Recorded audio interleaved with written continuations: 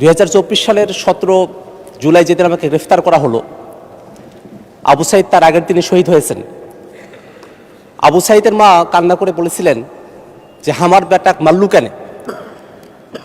এই ভাষাটা একেবারে আমার নিজের মায়ের ভাষা।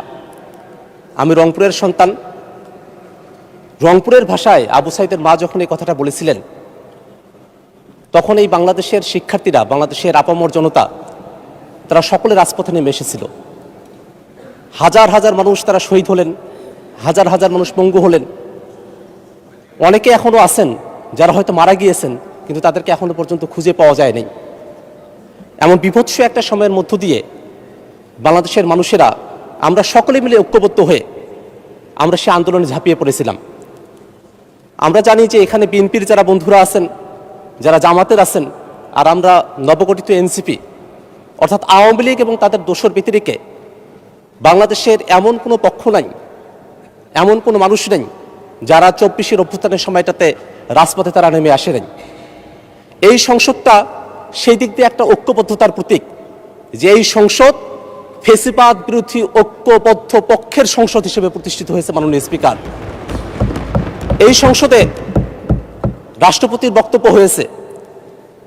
মাননীয় স্বরাষ্ট্রমন্ত্রী তিনি বলেছেন যে বিরোধী দলের পক্ষ থেকে রাষ্ট্রপতির বক্তব্যের উপরে 50 ঘন্টা বক্তব্য দেওয়ার জন্য আহ্বান জানানো হয়েছে, এবং তিনি প্রকারান্তরে একটা টিপ্পণী কাটার চেষ্টা করেছেন যে রাষ্ট্রপতির বক্তব্য বিরোধী দল শুনতে চায় না, তার উপরে কেন 50 ঘন্টার আলোচনা করতে চায়। মাননীয় স্পিকার, তিনিও খুব ভালো করেই জানেন যে অফিস অব দ্য প্রেসিডেন্ট, রাষ্ট্রপতির অফিস, এই যে পদ, সেটাকে কিন্তু বিরোধী দল কখনো অস্বীকার করে নাই। বরং অফিস অব দ্য প্রেসিডেন্ট, রাষ্ট্রপতির পদে যে শাহাবুদ্দিন চুপ্পুর মতো একজন ব্যক্তি তিনি বহাল থাকতে পারেন না, আমরা শুধু সেই প্রতিবাদটাই এখানে করেছিলাম। মাননীয় স্পিকার, এই বাংলাদেশের মানুষেরা আমরা সকলে এই আন্দোলনে অংশগ্রহণ করেছিলাম। আমি বিশেষ করে যারা শহীদ হয়েছেন, আহত হয়েছেন, তাদের পাশাপাশি আমার যেসব ভাইয়েরা, আমার যেসব বোনেরা 24-এর অভ্যুত্থানের সময়টাতে রাজবন্দী হয়েছিলেন, আমি তাদেরকে বিশেষ করে স্মরণ করতে চাই। শহীদ এবং আহত যারা আছেন তাদের জন্য অপর্যাপ্ত হলেও কিছু ব্যবস্থা গ্রহণ করা হয়েছে, কিন্তু যারা রাজবন্দী হয়েছিলেন তাদের যে দুঃখ এবং দুর্দশা, কষ্ট, সেই বিষয়গুলোকে একেবারেই অ্যাড্রেস করা হয় নাই। এখানে মুক্তিযুদ্ধ মন্ত্রণালয় আছে, জুলাই অভ্যুত্থানের জন্য আলাদা করে একটা অধিদপ্তর করা হয়েছে। আমি তাদের কাছে আহ্বান রাখবো, সেই 24-এর অভ্যুত্থানের সময়টাতে যারা রাজবন্দী হয়েছিলেন তাদেরকেও যেন একটা স্বীকৃতির আওতায় নিয়ে আসা হয়। মাননীয় স্পিকার, এবার এর নির্বাচনে আমার আসনের যারা ভোটার আছেন তাদেরকে তো আমি ধন্যবাদ জানাবই, তারা আমাকে এই সংসদে পাঠিয়েছেন।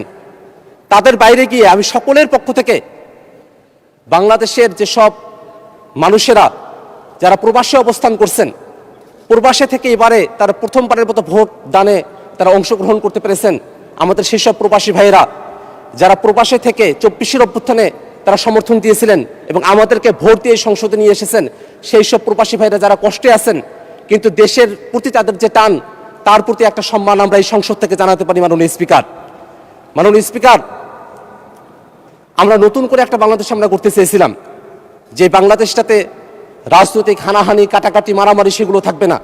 আমরা পেশি শক্তির না, আমরা পলিসি নির্ভর একটা আলোচনার মধ্য দিয়ে দেশটাকে আমরা এগিয়ে নিয়ে যাব। সেই জায়গাটা এখনো পর্যন্ত আমরা অর্জন করতে পারি নাই। আমাদের এখানে এতগুলো অধ্যাদেশ পাশ হয়ে গেল, আমরা কিন্তু সেগুলোর উপরে বিস্তারিত আলোচনা করার সুযোগ পাই নাই। আমরা মনে করি আমাদের এই সংসদ, যে সংসদ একটা আইন প্রণয়নের জায়গা, সে সময়টাতে জনগণের পক্ষে কিভাবে আইন নির্মাণ করা সম্ভব সেই বিষয়গুলোতে আমরা যেন পর্যাপ্ত সময় পাই। ভবিষ্যতে যেন আমরা এই পার্লামেন্টকে আইন প্রণয়নের খুঁটিনাটি বিষয়গুলো নিয়ে আলোচনা করার একটা জায়গা হিসেবে পেতে পারি, সেজন্য আপনার মাধ্যমে সকল সদস্য যারা আছেন তাদের আমরা সুদৃষ্টি কামনা করছি। মাননীয় স্পিকার, একজন সংসদ সদস্য হিসেবে আমাকে অনেক সুপারিশের মধ্য দিয়ে যেতে হয়।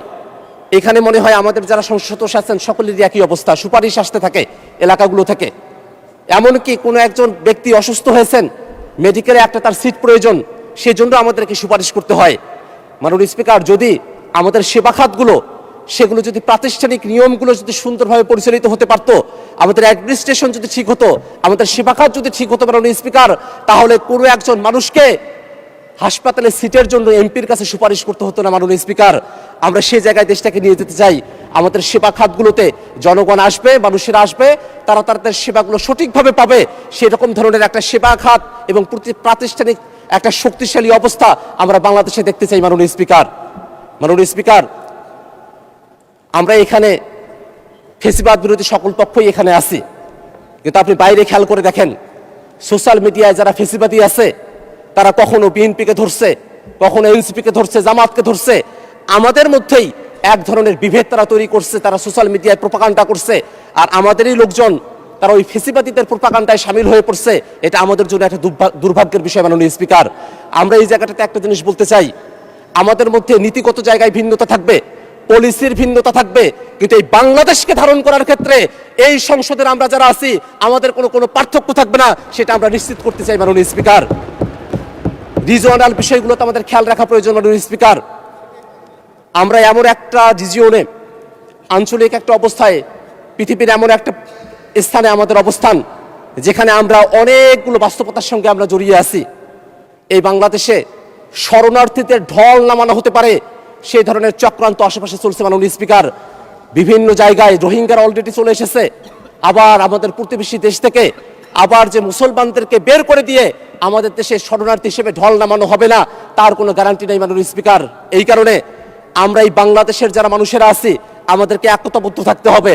আমরা সেই ৭১-এ, ২৪-এ প্রত্যেকটা সময় জাতিগতভাবে আমরা যেমন একত্রিত হতে পেরেছিলাম, তেমনি ভাবে এই বাংলাদেশের স্বাধীনতা সার্বভৌমত্বের উপরে, বাংলাদেশের জনগণের উপরে যদি কোনো ধরনের পরাধীনতা চাপিয়ে দেওয়ার চেষ্টা করা হয়, সেই সময়টা তো আমাদেরকে ঐক্যবদ্ধ থেকে বাংলাদেশের জন্য কাজ করতে হবে মাননীয় স্পিকার।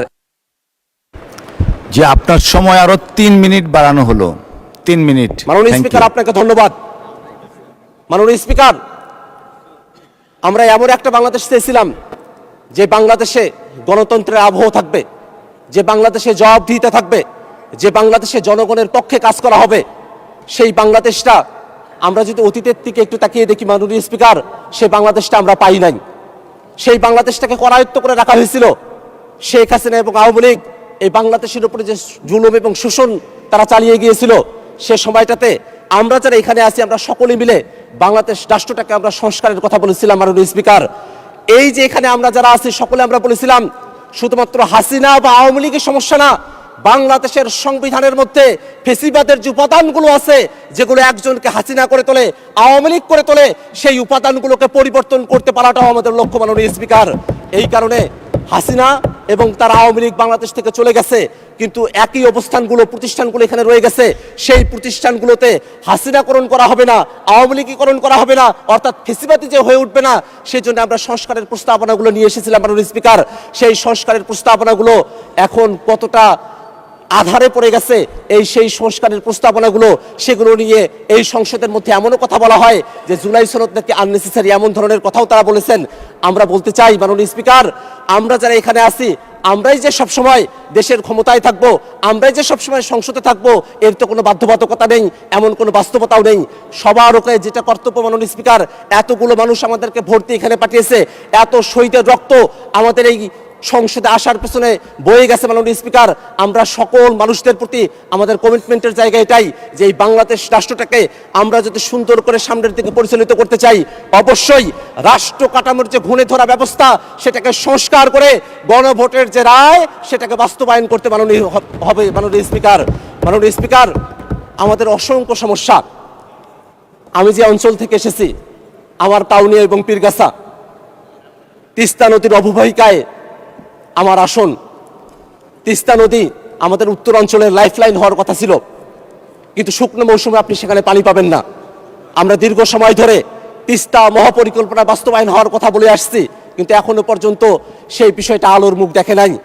এই ক্ষেত্রে একটা কথা বলতে হয় মাননীয় স্পিকার, তিস্তা মহাপরিকল্পনা সহ বাংলাদেশের স্বার্থে যে কোনো প্রকল্প যেগুলোতে বিদেশি হস্তক্ষেপ থাকতে পারে বাস্তবায়ন না করার জন্য সেই সময়গুলোতে আমরা সরকারি দল বিরোধী দল আমরা দেখব না, আমরা সকলে মিলে বাংলাদেশের স্বার্থে তিস্তা মহাপরিকল্পনা সহ সকল পরিকল্পনা বাস্তবায়ন করে বিদেশি প্রভুত্বকে অস্বীকার করে আমাদের শহীদেরা যেমন করে তখন স্লোগান ধরেছিল দিল্লি না ঢাকা, সেই স্লোগানের বাস্তবতা আমরা এই বাংলাদেশে প্রতিষ্ঠা করব, আমরা বাংলাদেশকে স্বাধীন রাখবো, সেটাই আমাদের প্রত্যাশা হবে, গণভোট বাস্তবায়ন হবে এই আশা করে। ধন্যবাদ মাননীয় সদস্য।